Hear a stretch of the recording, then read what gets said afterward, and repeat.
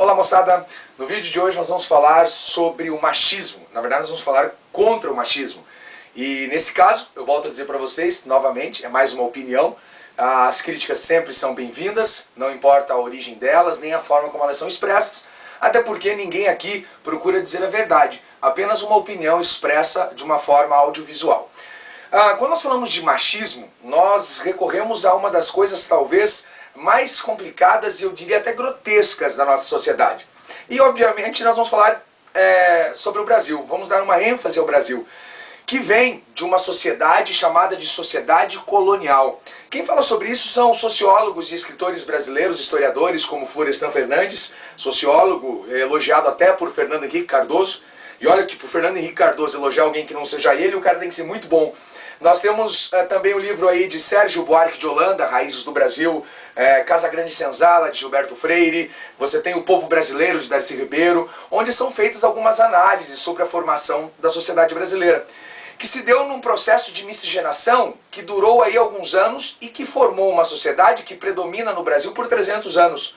Uma sociedade tipicamente rural, uma sociedade colonial, uma sociedade marcada pelo machismo, uma sociedade marcada por ser patriarcal, onde a estrutura dominante, desde a família até a política, tinha uma predominância dos homens. E nós herdamos dessa sociedade colonial o machismo inerente à sociedade, infelizmente. Uma postura machista, eu diria. Mas isso não é um problema só do Brasil. O machismo é um problema que acaba sendo percebido no mundo inteiro. O homem que age de maneira equivocada, errada, grosseira contra as mulheres e contra a postura feminina em si. Não é uma mulher que está sendo alvo necessariamente do machismo, mas o ser feminino em si. É o ser feminino que é atacado quando uma postura machista se impõe. E essa característica machista da sociedade colonial brasileira, ela era muito notória, desde as vestimentas que as mulheres usavam, vestidos basicamente, o que impossibilitava que elas se deslocassem a cavalo para outros lugares, permanecendo restrito aí ao ambiente familiar. Nós tínhamos também a questão do homem. A mulher era criada e educada para ser esposa, aprendia a lavar, passar, cozinhar, bordar, enquanto o homem era criado e educado para ser homem. Lá pelos 14, 15 anos não era estranho, não era incomum o fato do homem ser levado a um bordel para perder a virgindade, enquanto a mulher tinha que ficar restrita a um ambiente doméstico, aprendendo as características que a tornariam uma boa esposa. Isso é um absurdo. E ainda é um absurdo a sociedade hoje manter algumas posturas machistas em relação ao ser feminino. Isso demonstra, às vezes, uma falta de capacidade em reconhecer o outro ser humano como igual. As mulheres não devem, mas elas têm de ter o mesmo direito do homem, porque elas são iguais a nós. Tudo bem, a diferença delas existia num processo, na época da pré-história, quando o trabalho usava como referencial a força. E a mulher ficava aí com a coleta próximo às cavernas, na época da pré-história, ainda no Paleolítico, e o homem ia para a caça. Então a força era um representativo importante. Hoje em dia não é mais assim. A tecnologia fez com que homens e mulheres, até em questão de força, possam trabalhar em empregos semelhantes.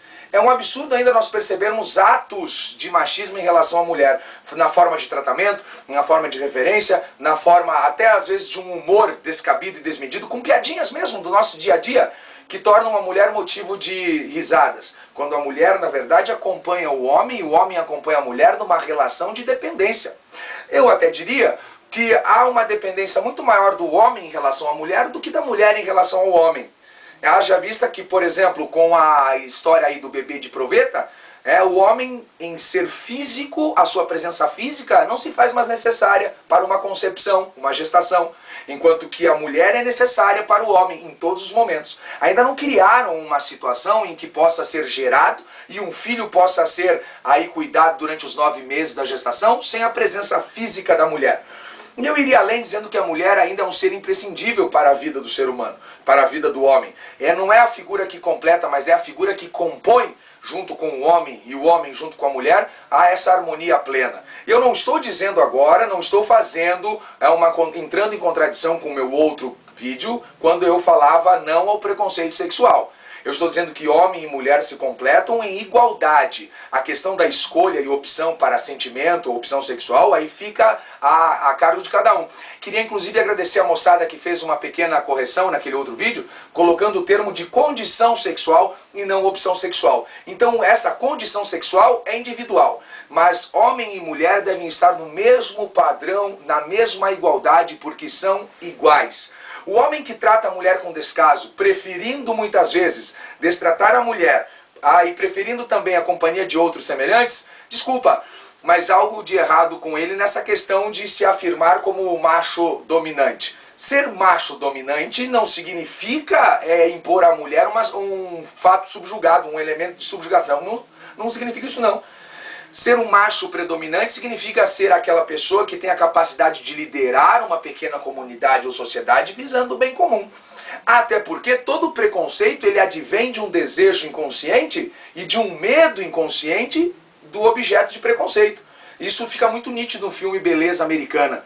Então hoje, nós ainda temos aquelas posturas de que a mulher deve lavar e passar e cozinhar, e que o lugar de mulher deve ser na cozinha. Eu acho isso absurdo, eu acho isso ridículo, discorde se quiser. A minha opinião é que isso é um retrocesso no processo intelectual e no processo humano. Inclusive nós elogiamos tanto a sociedade grega por causa da sua democracia, mas os atenienses em relação ao tratamento da mulher, eles eram uns estúpidos.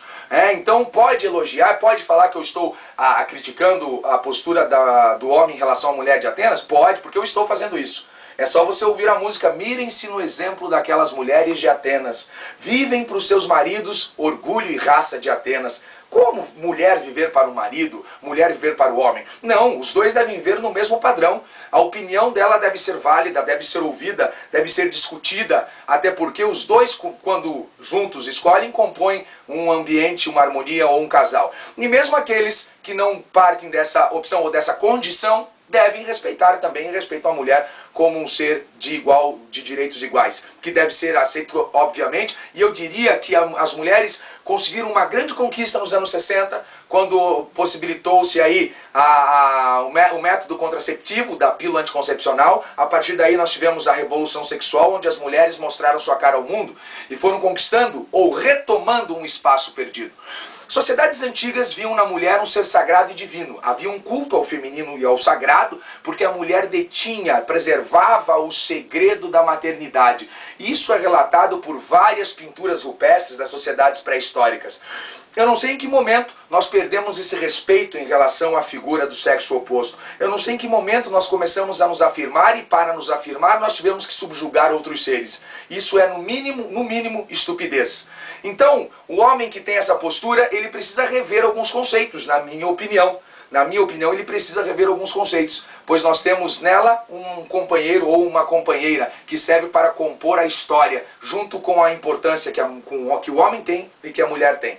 E aí vem, lógico, também um resgate, às vezes, meio de ideologia, dizendo que a mulher foi responsável, né? Tem algumas ideologias distorcidas da religião que falam que a mulher foi responsável pelo pecado original, mas isso é apenas uma visão machista sobre a figura feminina.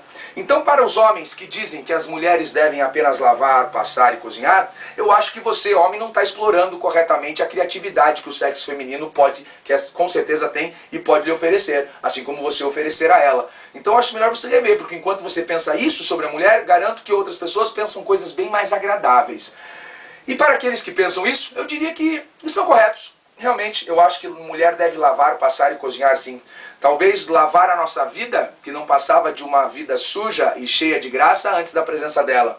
Realmente ela deve passar a limpo a nossa história, que não era história sem a presença delas. E também, com certeza, cozinhar. Cozinhar um futuro reservado para nós, para que possamos brindar na mesa, com certeza, um belo banquete na companhia de uma pessoa que, assim como nós, é um ser humano e merece todo o respeito do mundo. Valeu, moçada, e até a próxima.